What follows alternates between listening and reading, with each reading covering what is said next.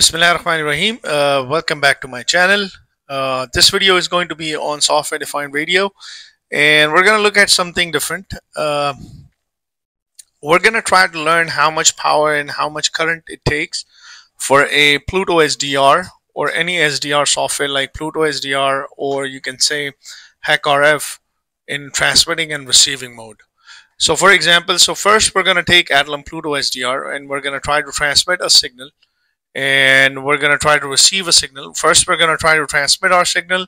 Second, how much power does it take, and in terms of in watt, and how much current does it take. And secondly, in both in transceiver mode, how much power does it take to transmit and receive simultaneously. So we're going to do that. For that purpose, I have my USB multimeter that is right there. So I'm going to simply connect my PlutoSDR, and this PlutoSDR will be connected via this. So this will be measuring all the current, voltage. Definitely is 5 volts, but how much current and how much power does it take, or how much watt of power does it take. So I'm going to just simply plug into my USB.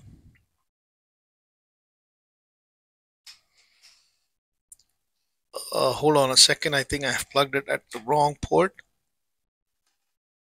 Yeah, it was a correct port.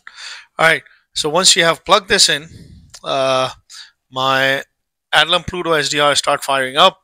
And if you were to just look at it, by just simply looking at it, you have about 5.05 volts. Right now there is nothing that is being transmitted or being received, so right now it's taking about 0.392. So let's have a look at it. So if you were to look at this is about 0.3, hold on a second, 0.393 ampere, and about, if you look at the bottom, you have about 1.97 watt of power that is currently being used by my Analog PlutoSDR. So now I have a flow graph, as you can clearly see on my screen. Once you plug in your PlutoSDR, it will automatically detect everything. You don't need to have a software or anything like that. Once you have Dragon OS Focal, everything comes pre-compiled, as I've said in many videos. So this is my actually a transmitting flow graph that is being transmitting a cosine signal using PlutoSDR sync. And then on the other hand, on the same flow graph, I have my PlutoSDR that is receiving that signal, and you can visualize that signal, transmit it and receive signal using GUI time sync and GUI frequency sync. So if you were to look at it right now, you are at about 0.39, if you can see that clearly. So let me just fix this a little bit. So you are basically looking at about 0.393 amperes of current and about 1.98 watt of power. So let me just turn on my flow graph. As soon as I turn on my flow graph, this is just a simple flow graph, nothing fancy going on. You have PlutoSDR as a sink and PlutoSDR as a source. So once you start having this, you can clearly see the power start jumping at about 0.35 amperes, 0.536 amperes, and the wattage is about 1.79. It's fluctuating between 1.8 1 watt. All right, now what I'm gonna do, if you were to look at my flow graph, so since I know my PlutoSDR is a full duplex device, it's a full duplex device, which means same thing is being transmitted from my transmitting antenna and also is being received by my receiving antenna, same thing. So you have about 3.35. And if you were to also look at my flow graph, you will also have a attenuation transmission, something built-in attenuator. I'm also using that in a transmitting mode. So when I lower my attenuation at the transmitting end, let's see if I can increase power or increase my current. So it automatically went up to about, when I have no attenuation, it went about 0.414 amperes, or about 2 watt of power that is being used, because I just turn off my transmission attenuation at the transmitting end. And let's see if I can increase my antenna gain. by using a slider at gain receive if I can increase more power or not.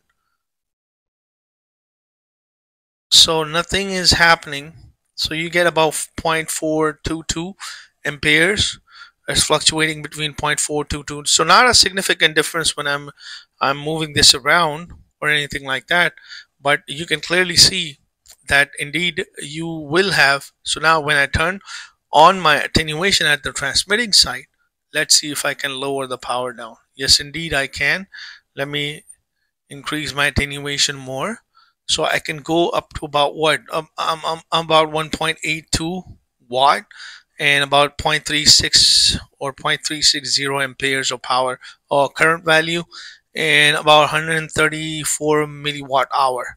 So this is what I'm seeing, and then of course you will have a significant difference in impedance as well. Your impedance is somewhere around 14.0 amperes. So let me just turn off my attenuation. When I turn off my attenuation, the maximum power in a full transmitting and receiving mode, it's going to be about 2.11 or 2.12 watt that your PlutoSDR will take to transmit and receive signal. So that's the idea behind this video. Just to measure how much power does it take, because it's actually taking all the voltages and current from your USB port, and my USB multimeter is actually measuring the wattage, which is right here, and also a current value at a transceiver mode. I also checked with in only a receiving mode. There's not much of a difference. Let me just try that. So let me just close this flow graph. Let me close this flow graph and then just use that as a receiver only. So I'm just going to use the top part. So let me disable this block, disable this block, disable this block, and disable the attenuation block as well. So when I turn this on, now my SDR is in just a receiving mode, and you're getting about what and let me increase the frequency in megahertz. So use the slider. Not much of a difference. I can clearly see not much of a difference. Not much of a difference, because at only a receiving mode I'm still using 0.414 watt or 2.08 watt of power and 0.411 ampere of current. Now I can also do that. Let me close this flow graph again and let it settle down a little bit. Let's see, because your flow graph was still running, and let me enable these flow graphs, enable this, and then turn off my, let's disable this, only turn off my transmitting part. So I'm using only the transmitting side of my Analog PlutoSDR. So let's see.